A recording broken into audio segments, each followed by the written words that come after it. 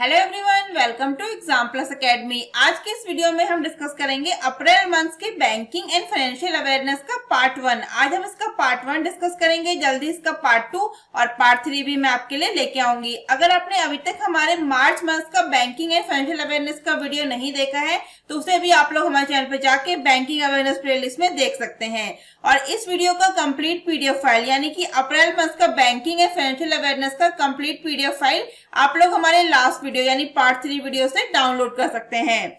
Friends, अगर आपने अभी तक हमारा मार्च मंथ का current affair plus static GK के बेस्ट 300 एमसीक्यूज का वीडियो नहीं देखा है तो उसे भी आप लोग हमारे चैनल पे जाके देख सकते हैं। ये आपके आने वाले सारे एग्जाम्स के लिए काफी हेल्पफुल रहने वाला है। तो चलिए शुरू करते हैं आज का सेशन।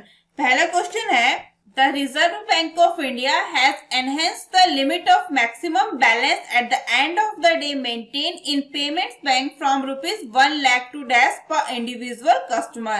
यानी कि भारतीय रिजर्व बैंक ने पेमेंट्स बैंक में बनाए गए दिन के अंत में अधिकतम बैलेंस की सीमा को बढ़ाकर 1 लाख रुपए प्रति व्यक्ति डैश कर दिया है। क्वेश्चन में क्या पूछा गया है कि कितना कर दिया है? सही आंसर हो जाएगा ऑप्शन सी, 2 लाख रुपए कर दिया है पेमेंट्स बैंक की सीमा को बढ़ाकर, जो पहले 1 लाख रुपए थी। जैसे कि पेमेंट्स बैंक में पहले 1 लाख रुपए ही प्रति व्यक्ति जो है वो जमा कर सकते थे, लेकिन अब उसको बढ़ाकर कितना कर दिया है? 2 लाख रुपए। पेमेंट्स बैंक जैसे कि पेटीएम पेमेंट्स बैंक है और एयरटेल पेमेंट्स बैंक है, इनमें लिमिट कितनी थी? 1 लाख रुपए, जिसे बढ़ाकर कर दिया है 2 लाख रुपए। तो भारतीय रिजर्व बैंक ने पेमेंट्स बैंक में दिन के अंत में अधिकतम बैलेंस की सीमा को प्रति ग्राहक 1 लाख से बढ़ाकर 2 लाख रुपए कर दिया है। कितना? 1 लाख से बढ़ाकर 2 लाख रुपए। ये कंटेंट इंग्लिश में भी अवेलेबल है, आप लोग पढ़ सकते हैं। The RBI has enhanced the limit of maximum balance at the end of the day maintain in payments bank from rupees 1 lakh to rupees 2 lakh per individual customers. और इसके साथ ही वित्तीय समावेशन के लिए पेमेंट्स बैंक के प्रयासों को प्रोत्साहित करने और एमएसएमई छोटे व्यापारियों और व्यापारियों सहित अपने कस्टमर्स की जरूरतों को पूरा करने की उनकी क्षमता का विस्तार करने के लिए ये कदम उठाया गया है। तो किसने उठाया गया है? The step has been taken to encourage the efforts of Payments Bank for financial inclusion and to expand their ability to cater to the needs of their customers, including MSMEs, small traders and merchants। तो content English और हिंदी दोनों में available है, जिसको जो suitable है वो उसमें पढ़ सकता है। The extend guidelines for licensing payments bank issued November 27, 2014 allow payments bank to hold a maximum balance of rupees 1 lakh per individual customers। यानी कि 27 नवंबर 2014 को जारी किए गए भुगतान बैंकों के लाइसेंस के लिए दिशा निर्देश भुगतान और बैंक को प्रति ग्राहक के 1 लाख रुपए का अधिकतम बैलेंस रखने की अनुमति देता है। कब से? 27 नवंबर 2014 से। तो आप लोग वीडियो को पॉज करके या फिर पीडीएफ डाउनलोड करके कंटेंट को इजीली पढ़ सकते हैं, हिंदी और इंग्लिश दोनों में, जिसको जो सुटेबल है। चलते हैं हमारे नेक्स्ट क्वेश्चन पे। हमारा नेक्स्ट क्वेश्चन है, Who has become the new CMD of SIDBI? यानी कि सिडबी के नए CMD कौन बने हैं? तो कौन बने हैं? S Raman. S Raman is the right answer. ये बने हैं सिडबी के नए CMD।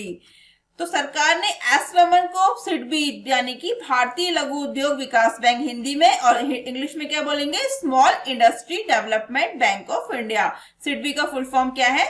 Small industry development bank of India English में, और हिंदी में भारतीय लघु उद्योग विकास बैंक। तो सरकार ने एस रमन को सिडबी के अध्यक्ष और प्रबंध निदेशक यानी कि एमडी के रूप में नियुक्त किया है। वो 1990 बैच के भारतीय लेखा परीक्षा और लेखा सेवा अधिकारी रमन जो है वर्तमान में भारत की पहली सूचना उपयोगिता national e governance services limited के सीईओ हैं। कौन? एस रमन। इस पिक्चर में आप देख सकते हैं, ये है S Raman. The government has appointed S Raman as chairman and MD of small industry development bank of India SIDBI. Raman is 1991 batch Indian Audit and Account Services Officer, is currently the CEO National E-Governance Service Limited, India's first information utility। तो याद रखिएगा, S Raman बने हैं सिडबी के नए MD और CMD, और क्या बने हैं? ये चेयरमैन। कौन बने हैं? एस रमन। किसके? सिडबी के। बात कर लेते हैं यहाँ पे सिडबी की। तो सिडबी सेटअप ऑन 2 अप्रैल 1990 का इसकी स्थापना की गई थी 2 अप्रैल 1990 में, और इसका हेडक्वार्टर कहाँ पे है? लखनऊ उत्तर प्रदेश में सिडबी का हेडक्वार्टर है। ये कंटेंट अवेलेबल है, आप लोग उसको देख सकते हैं। चलते हैं हमारे नेक्स्ट क्वेश्चन पे। हमारा नेक्स्ट क्वेश्चन है Which of the following deputy governors और RBI has retired from his post? यानी कि निम्न में से RBI के कौन से डिप्टी गवर्नर अपने पद से रिटायर हुए हैं, ये क्वेश्चन में पूछा गया है। तो क्या सही आंसर हो जाएगा? BP Kanungo. BP Kanungo is the right answer. ये आरबीआई के डेप्यूटी गवर्नर थे और उन्होंने अपने पद से ये रिटायर हुए हैं। कौन? बीपी कानूनगो। इस पिक्चर में आप देख सकते हैं, ये है बीपी कानूनगो। तो बीपी कानूनगो ने अपने कार्यकाल के विस्तार की सभी अपेक्षाओं को कम करते हुए 2 अप्रैल को अपना कार्यकाल समाप्त होने के बाद आरबीआई के डेप्यूटी गवर्नर का पद त्याग दिया है। किसने? बीपी कानूनगो। उन्होंने 2017 में 3 साल के लिए डेप्यूटी गवर्नर नियुक्त किया गया था। उनकी कार्यकाल को 2020 में 1 और वर्ष बढ़ाया गया था। आरबीआई के अन्य डेप्यूटी गवर्नर कौन कौन से हैं? राजेश्वर राव, एम.के. जैन और एम.डी. पात्रा, यानी कि माइकल पात्रा। ये चार डेप्यूटी गवर्नर थे, जिसमें से बीपी कानूनगो जो है वो रिटायर हो चुके हैं। अब कौन बचे हैं? राजेश्वर राव, एम.के. जैन और माइकल पात्रा। और आरबीआई के गवर्नर कौन है? आरबीआई के गवर्नर है शक्तिकांत दास। चलते हैं नेक्स्ट क्वेश्चन पे। नेक्स्ट क्वेश्चन है How many $1 million project has been approved by World Bank in Mizoram? यानी कि विश्व बैंक ने मिजोरम में कितने $1 million की परियोजना को मंजूरी दी है, ये क्वेश्चन में पूछा गया है। तो विश्व बैंक ने मिजोरम में दी है $32 million। $32 million is the right answer. $32 million की परियोजना को मंजूरी दी है वर्ल्ड बैंक ने। कहाँ पे? मिजोरम में। The World Bank Board of Executive Directors has approved $32 million projects to improve management capacity and quality of health services in Mizoram. तो वर्ल्ड बैंक के कार्यकारी डायरेक्टर्स के बोर्ड ने मिजोरम में स्वास्थ्य सेवाओं की प्रबंधन क्षमता को और गुणवत्ता में सुधार के लिए $32 मिलियन अमेरिकी डॉलर की परियोजना को मंजूरी दी है। किसने दी है? वर्ल्ड बैंक ने। और किस लिए दी है? तो मिजोरम में स्वास्थ्य सेवाओं की प्रबंधन क्षमता और गुणवत्ता में सुधार के लिए दी है मिजोरम में। यानी कि to improve the management capacity and quality of health services in Mizoram. कितना दिया है? $32 मिलियन। तो the project title Mizoram health system strengthening project will strength the governance and the management structure of the Mizoram health department and its subsidies. यानी कि Mizoram health system strengthening project शीर्षक वाली परियोजना स्वास्थ्य विभाग और इसकी सहायक कंपनियों के शासन और प्रबंधन संरचना को मजबूत करेगी। याद रखिएगा इसका क्या, जो ये प्रोजेक्ट है इसका क्या नाम है? इसका नाम है Mizoram health system strengthening project. इस प्रोजेक्ट का नाम है Mizoram health system strengthening project. Question में इस प्रोजेक्ट का नाम लेके भी क्वेश्चन आ सकता है कि इस प्रोजेक्ट के लिए वर्ल्ड बैंक ने कितने $1 million की परियोजना को मंजूरी दी है।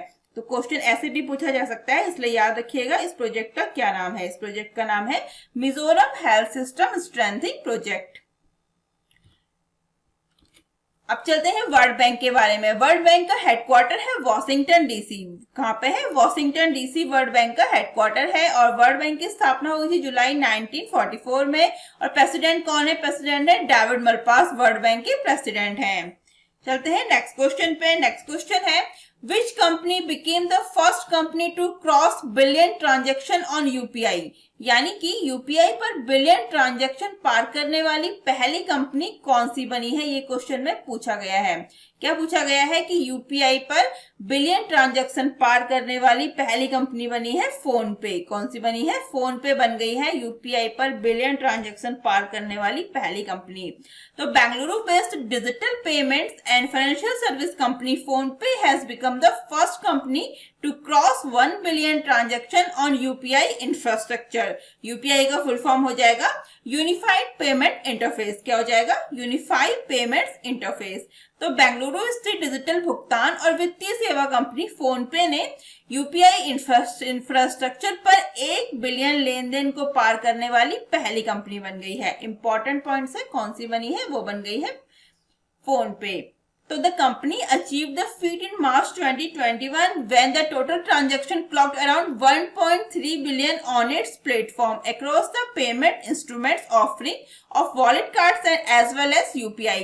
यानी कि कंपनी ने मार्च 2021 में यह उपलब्धि हासिल की है जब इसके प्लेटफॉर्म पर लगभग 1.3 बिलियन का लेन देन हुआ था, जिसमें वॉलेट कार्ड के साथ साथ यूपीआई भुगतान उपकरण भी शामिल है। तो इंपॉर्टेंट क्वेश्चन है कि यूपीआई पर 1 बिलियन ट्रांजैक्शन पार करने वाली पहली कंपनी कौन सी बनी है? फोन पे बनी है। बात करते हैं फोन पे की। तो फोन पे के सीईओ कौन है? समीर निगम। समीर निगम है फोन पे के सीईओ हैं और हेडक्वार्टर कहाँ पे है फोन पे का? बेंगलुरु कर्नाटक में फोन पे का हेडक्वार्टर है। नेक्स्ट क्वेश्चन पे चलते हैं। नेक्स्ट क्वेश्चन है ICICI bank has partnered with which of these two issue फास्टैग्स। यानी कि ICICI बैंक ने फास्टैग जारी करने के लिए किसके साथ साझेदारी की है? ये क्वेश्चन में पूछा गया है। तो ICICI बैंक ने फास्टैग जारी करने के लिए फोन पे के साथ साझेदारी की है। किसके साथ की है? फोन पे के साथ साझेदारी की है ICICI बैंक ने। ICICI bank and PhonePe announce their partnership for the issuance of FASTag using UPI on the PhonePe app. The integration allows over 280 million registered PhonePe users to order and track the ICICI Bank FASTags conveniently on the app। यानी कि PhonePe पर UPI का उपयोग करते हुए FASTag जारी करने के लिए ICICI बैंक और फोनपे ने अपनी साझेदारी की घोषणा की है। यह एकीकरण 280 मिलियन से अधिक रजिस्टर्ड फोनपे यूजर्स को ऐप पर ICICI बैंक फास्टैग्स को आसानी से ऑर्डर करने और ट्रैक करने की अनुमति देता है। तो क्या किसके साथ की है ICICI बैंक ने? ICICI बैंक ने की है फोनपे के साथ। इंपॉर्टेंट है, किसके साथ की है? फोन पे के साथ। बात कर लेते हैं ICICI बैंक की। ICICI बैंक का हेडक्वार्टर है मुंबई महाराष्ट्र। एमडी सीईओ है संदीप बख्शी। टैगलाइन है हम है ना ख्याल आपका। फोन पे के सीईओ समीर निगम है और हेडक्वार्टर कहाँ पे है? बेंगलुरु कर्नाटक में। नेक्स्ट क्वेश्चन पे चलते हैं। नेक्स्ट क्वेश्चन है How many $1 million loans has been approved by World Bank and AIIB for Punjab. यानी कि विश्व बैंक और AIIB ने पंजाब के लिए कितने $1 million के ऋण को मंजूरी दी है? ये क्वेश्चन में पूछा गया है। तो वर्ल्ड बैंक और AIIB ने $300 million के ऋण को मंजूरी दी है पंजाब के लिए। कितने? 300 मिलियन। क्या फुल फॉर्म हो जाएगा AIIB का? इसका फुल फॉर्म हो जाएगा एशियन इंफ्रास्ट्रक्चर इन्वेस्टमेंट बैंक। क्या फुल फॉर्म है?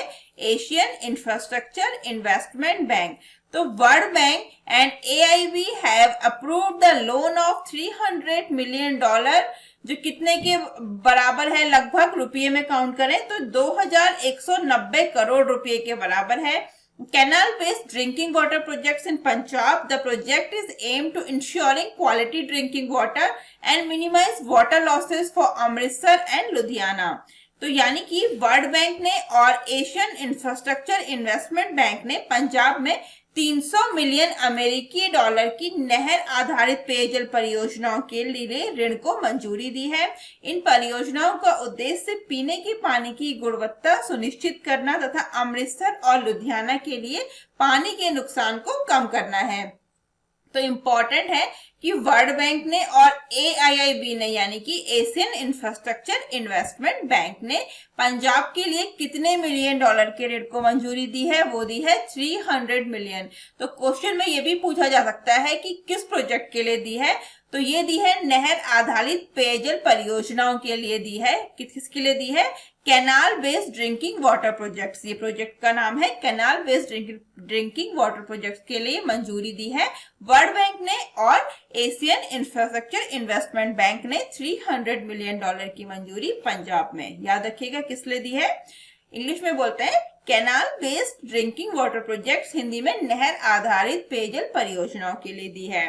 The entire project will be co-financed by IBRD $105 million, Asian Infrastructure Investment Bank $105 million and the Punjab government $90 million। तो कितना जो एंटायर प्रोजेक्ट है वो किस किस पे है? IBRD co-financed by IBRD world bank कितना है? 105 मिलियन है और AIB है 105 मिलियन और पंजाब गवर्नमेंट कितना है? $90 मिलियन का। बात कर लेते हैं एआईबी की। तो एआईबी के प्रेसिडेंट कौन है? जिन लिक्विन इसके प्रेसिडेंट है और इसका हेडक्वार्टर है बीजिंग चाइना में। और स्टैब्लिश कब हुआ था? 16 जनवरी 2016 में ये स्टैब्लिशमेंट हुआ था इसका। वर्ल्ड बैंक की बात करते हैं तो हेडक्वार्टर है Washington DC. Formation July 1944। President David Malpass world bank के। नेक्स्ट क्वेश्चन पे चलते हैं। नेक्स्ट क्वेश्चन है bye what percent has the IMF revise India GDP growth forecast for financial year 2022। यानी कि आईएमएफ ने फाइनेंशियल ईयर 2022 के लिए भारत की जीडीपी वृद्धि पूर्वानुमान को कितने परसेंट तक संशोधित किया है, ये क्वेश्चन में पूछा गया है। तो कितने परसेंट तक किया है? 12.5% तक। कितना किया है? 12.5% तक किया है। तो आईएमएफ का क्या फुल फॉर्म है? International monetary fund. आईएमएफ ने वित्त वर्ष 2021-22 के लिए भारतीय अर्थव्यवस्था की वृद्धि का अनुमान 100 आधार अंक से बढ़ाकर 12.5% कर दिया है। फाइनेंशियल ईयर 2023 के लिए जीडीपी की वृद्धि 6.9% आंकी गई है। यानी कि IMF has raised it's growth forecast for the Indian economy bye 100 basis points to 12.5% for the fiscal year 2021 to 22. GDP growth for the financial year 2023 is pegged at 6.9%. The revised forecast was published in the IMF World Economic Outlook. India is the only country among major world economies that is projected to grow at a double digit rating during financial year 2022. संशोधित पूर्वानुमान IMF के विश्व आर्थिक outlook में प्रकाशित किया गया था। प्रमुख विश्व अर्थव्यवस्थाओं में से भारत एकमात्र देश है जिसे फाइनेंशियल ईयर 2022 के दौरान 2 अंकों की दर से बढ़ने का अनुमान है। कितना है? 2 अंकों की दर से बढ़ने का अनुमान है। किसका? हमारे देश भारत का फाइनेंशियल ईयर 2022 के दौरान पे।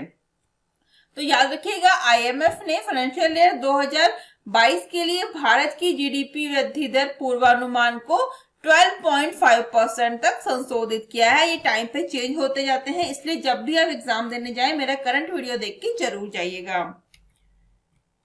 नेक्स्ट क्वेश्चन है how many billion dollar loan agreement has SBI signed with JBIC. यानी कि एसबीआई ने जेबीआईसी के साथ कितने बिलियन डॉलर का ऋण समझौता किया है, ये क्वेश्चन में पूछा गया है।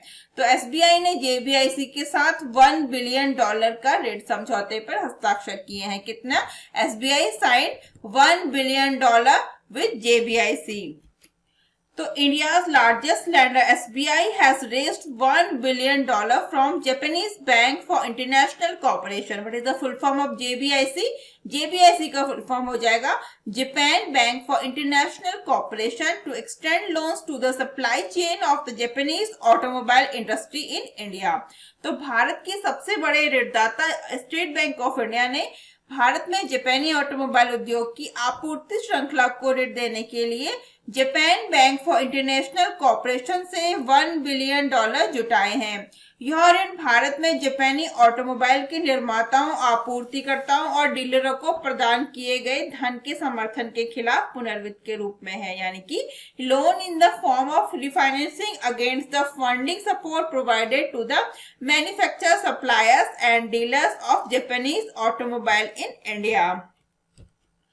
ये कंटेंट आपको इंग्लिश और हिंदी दोनों में अवेलेबल है। आप लोग वीडियो को पॉज करके इस कंटेंट को देख सकते हैं या फिर पीडीएफ डाउनलोड करके। अब एसबीआई और जेबीआईसी के बीच कुल ऋण सुविधा $2 बिलियन हो गई है, जिसे पहले अक्टूबर 2020 में एसबीआई ने जेबीआईसी के साथ $1 बिलियन के लिए एक समान समझौता किया था। अब बात कर लेते हैं एसबीआई की। एसबीआई के चेयरपर्सन है दिनेश कुमार खारा। दिनेश कुमार खारा चेयरपर्सन है। इससे पहले कौन थे? इससे पहले थे रजनीश कुमार। हेडक्वार्टर है मुंबई महाराष्ट्र में। इसकी स्थापना हुई थी founded in 1 July 1955। Next question पे चलते हैं। नेक्स्ट क्वेश्चन है how long has the RBI extended the deadline for implementing auto debits payments. यानी कि आरबीआई ने ऑटो डेबिट पेमेंट लागू करने की समय सीमा कब तक के लिए बढ़ाई है, ये क्वेश्चन में पूछा गया है। तो ये बढ़ा दी है सितंबर 30, 2021। कब तक के लिए? 30 सितंबर 2021 तक के लिए बढ़ाई है। The RBI has extended the timeline for processing recurring online transaction by 6 months to September 30, 2021। तो आरबीआई ने आवर्ती ऑनलाइन लेन देन को संसाधित करने की समय सीमा 6 महीने से बढ़ाकर 30 सितंबर 2021 कर दी है। ये कंटेंट आपको दिया है, आप इसे पढ़ सकते हैं कि इससे पहले दिसंबर 2020 में आरबीआई ने आरआरबी, एनबीएफसी और पेमेंट गेटवे सहित सभी बैंकों को निर्देश दिया था कि कार्ड या प्रीपेड पेमेंट्स इंस्ट्रूमेंट्स या यूपीआई का उपयोग करके आवर्ती लेन देन का संसाधन वे अतिरिक्त कार्ड प्रणाली एएफए का अनुपालन नहीं करते हैं तो 31 मार्च 2021 से आगे जारी नहीं रहेगा। बात कर लेते हैं आरबीआई की। आरबीआई के गवर्नर हैं शक्तिकांत दास। शक्तिकांत दास आरबीआई के 25वें गवर्नर हैं। कौन से हैं? 25वें। क्वेश्चन ऐसे भी पूछा जा सकता है कि कौन से गवर्नर हैं। ये 25वें गवर्नर हैं आरबीआई के। हेडक्वार्टर मुंबई है और स्थापना हुई थी 1 अप्रैल 1935 में। नेक्स्ट क्वेश्चन पे चलते हैं। नेक्स्ट क्वेश्चन है The RBI, the Reserve Bank of India, has increased the limit for Ways and Means Advance WMA for the state government's UTs from rupees 32,225 crore to dash, यानी कि भारतीय रिजर्व बैंक ने राज्य सरकारों, संघ राज्य क्षेत्रों के लिए WMA के लिए सीमा बढ़ा दी है, जो कितनी हो गई है 32,225 करोड़ रुपए से डैश तक। कितनी है यहाँ पे आपको फिल करना है। तो यहाँ पे कितनी कर दी है? ये कर दी है 47,010 करोड़ रुपए। कितनी कर दी है? 47,010 करोड़ रुपए। WMA का फुल फॉर्म क्या है? Ways and means advance. क्या है? Ways and means advance WMA का फुल फॉर्म हो जाता है। इंपॉर्टेंट है इसका फुल फॉर्म, याद रखिएगा। इसका फुल फॉर्म हो जाएगा ways and means advance WMA का फुल फॉर्म है। तो आरबीआई ने श्री सुधीर श्रीवास्तव की अध्यक्षता वाली समिति की संस्तुति के आधार पर राज्य सरकारों और केंद्र शासित प्रदेशों के लिए WMA की सीमा को 32,225 करोड़ रुपए से 47,010 करोड़ रुपए तक बढ़ा दिया है। यह लगभग 46% की वृद्धि को दर्शाता है। यानी कि इसको कितना बढ़ा दिया है? 46% बढ़ा दिया है। और 32,225 करोड़ रुपए कब तक था? फरवरी 2016 में से निर्धारित किया गया था। कितना किया गया था? 32,285 करोड़ रुपए, जिसे बढ़ाकर कर दिया है 47,010 करोड़ रुपए कर दिया है, जो कितना है? लगभग 46% की वृद्धि को ये दर्शाता है। यानी कि the RBI has increase the limit of WMA for the state government UTs from 32,225 crore to 47,010 crore based on the recommendation of a committee headed by Sri Sudhir Srivastava that represents an increase about 46%. ये content आप लोग पढ़ सकते हैं, available है Hindi English दोनों में, video को पॉज करके।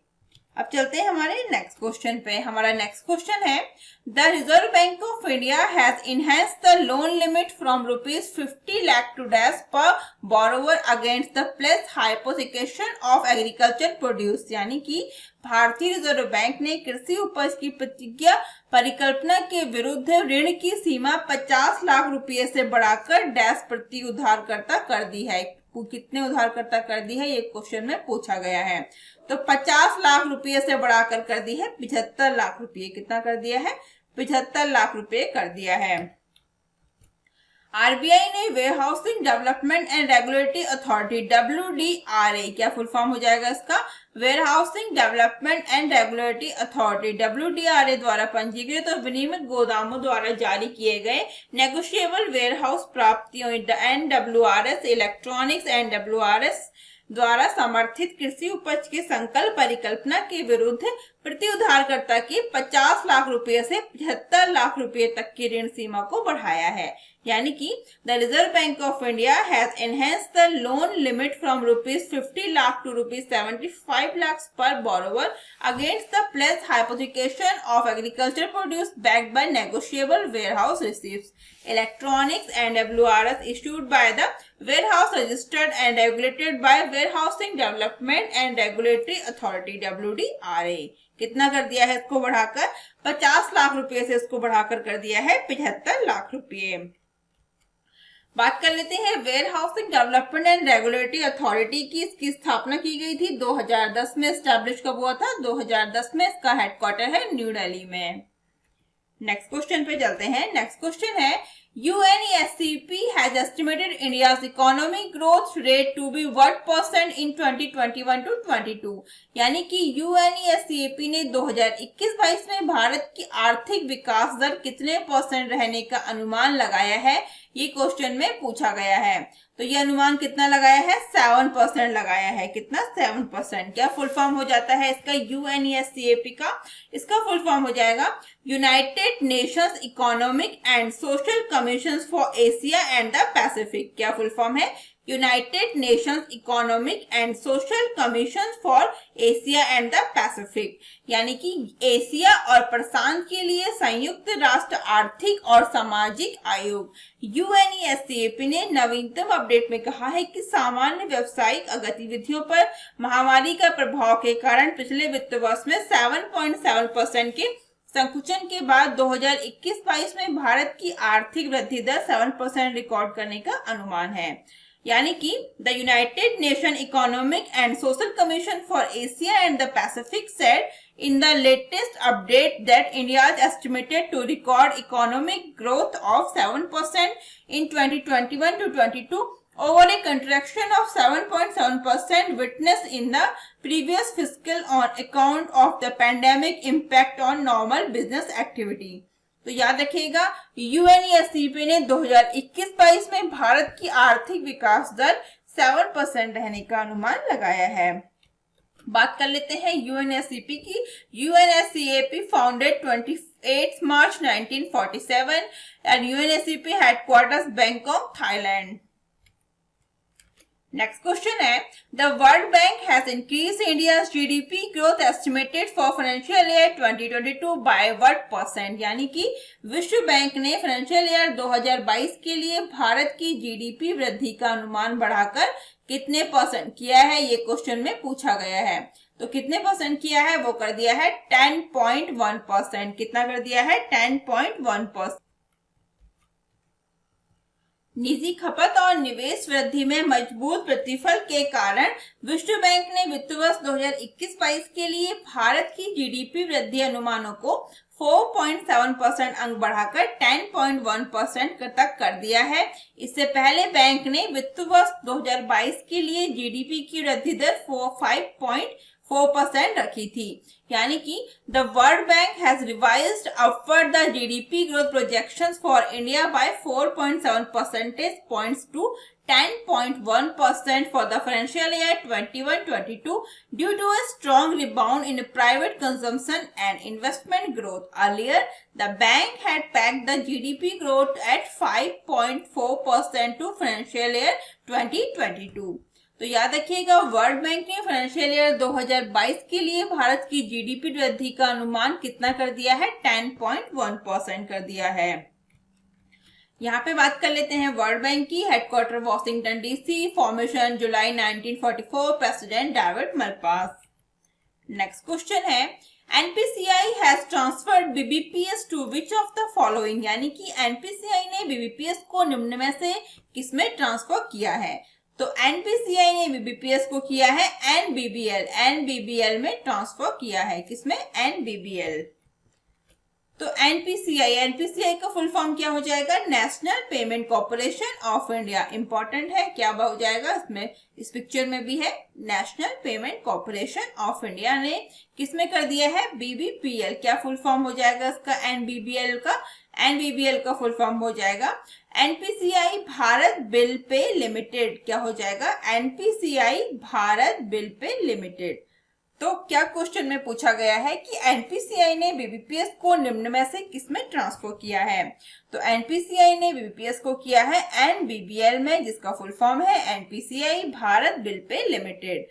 The NPCI has transferred all its BBPS यानी कि Bharat bill payment system transaction business to NBBL, NPCI Bharat bill pay limited, a wholly owned subsidiary of NPCI, यानी कि भारतीय राष्ट्रीय भुगतान निगम, जिसको बोलेंगे इंग्लिश में शॉर्ट में, NPCI ने अपने सभी भारत बिल भुगतान प्रणाली BBPS लेन देन व्यवसाय को NPCI की पूर्ण स्वामित्व वाली सहायक company NPCI Bharat bill pay limited में स्थानांतरित कर दिया है। तो किसको कर दिया है एनपीसीआई ने? एनपीसीआई ने बीबीपीएस लेन देन व्यवसाय को एनपीसीआई की जो पूर्ण स्वामित्व वाली कंपनी है उसका नाम है NPCI Bharat bill pay limited में स्थानांतरित कर दिया है। तो all licence bill processor on the Bharat bill payments operating units the banks and payments aggregators have been directed to start accounting their billing transaction under NBBL from April 1st 2021। यानी कि Bharat bill भुगतान परिचालन इकाइयों अर्थात बैंकों और भुगतान एग्रीगेटर्स पर सभी लाइसेंस प्राप्त बिल प्रोसेसर को 1 अप्रैल 2021 से NBBL के तहत अपने बिलिंग लेन देन का लेखा जोखा शुरू करने का निर्देश दिया गया है। कब से दिया गया है? 1 अप्रैल 2021 से।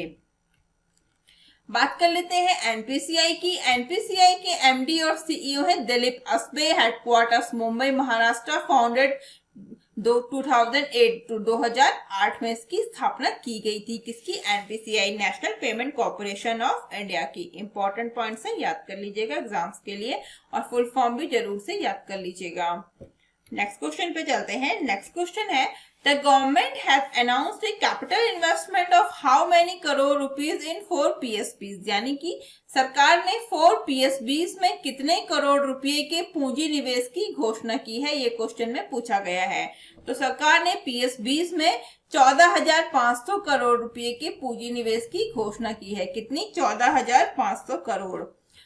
The central government has announced to infuse rupees 4,500 crore in 4 state-owned lenders, namely Central Bank of India, Indian Overseas Bank, Bank of India, and UCO Bank in 2021 to 21 by issuing non-interest bearing bonds to these banks। यानी कि केंद्र सरकार ने 2020-21 में चार राज्य स्वामित्व वाले उधारदाताओं जैसे कि central bank of India, Indian overseas bank, bank of India और यूको बैंक में 14,500 करोड़ रुपए का निवेश करने की घोषणा की है। तो कौन कौन से बैंक हैं? क्वेश्चन में ये भी पूछा जा सकता है कि कौन कौन से बैंक हैं। तो वो बैंक है central bank of India, Indian overseas bank, bank of India and UCO bank. ये 4 बैंक हैं। क्वेश्चन किसी भी तरीके से पूछा जा सकता है, तो सब जो है कंटेंट जरूर से पढ़ के आइएगा, और कंटेंट से काफी ज्यादा क्वेश्चंस पुट अप होते हैं। तो the infusion will complete the government total capital infusion rupees 20,000 crore in public sector banks for the current financial year 2021 earlier in December 2020 in infused rupees 5,500 crore in Punjab and Sindh Bank। यह संचार चालू वित्त वर्ष 2020-21 के लिए सार्वजनिक क्षेत्र के बैंकों में 20,000 करोड़ रुपए के कुल पूंजीगत संचार को पूरा करेगा। इससे पहले दिसंबर 2020 में इसने पंजाब और सिंध बैंक में 5,500 करोड़ रुपए का निवेश किया था। कितना किया था? 5,500 करोड़ रुपए का। यानी कि bank requires capital to meet the mandatory reserves requirements laid out by the RBI, make provision for bad loans and kickstart the lending cycle when demand revives in the economy। यानी कि RBI द्वारा रखी गई अनिवार्य आरक्षित आवश्यकताओं को पूरा करने, खराब ऋणों के लिए प्रावधान बनाने और अर्थव्यवस्था में मांग को पुनर्जीवित करने के लिए उधार चक्र शुरू करने के लिए बैंकों को पूंजी की आवश्यकता होती है। ये कंटेंट आपको सभी पॉइंट्स में इंग्लिश और हिंदी दोनों में अवेलेबल है। आप लोग इसको जरूर से पढ़ के जाइएगा, क्योंकि कंटेंट से काफी ज्यादा क्वेश्चंस पुट अप हुए हैं जो प्रीवियस बैंक एग्जाम्स हुए थे। तो इससे मैं एक बार फिर बोलती हूँ कि कंटेंट जरूर से पढ़ के जाइएगा, इंपॉर्टेंट होता है। क्वेश्चन किसी भी तरीके से पूछा जा सकता है, कंटेंट से भी क्वेश्चंस पुट अप होते हैं और हुए हैं प्रीवियस एग्जाम्स में, इसलिए कंटेंट इंपॉर्टेंट है।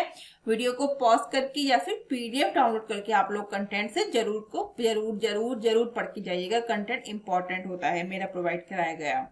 अब चलते हैं हमारे नेक्स्ट क्वेश्चन पे। हमारा नेक्स्ट क्वेश्चन है, how long has the central government extended the emergency credit facility guarantee scheme. यानी कि केंद्र सरकार ने आपातकालीन ऋण सुविधा गारंटी योजना को कब तक के लिए बढ़ाया है, ये क्वेश्चन में पूछा गया है।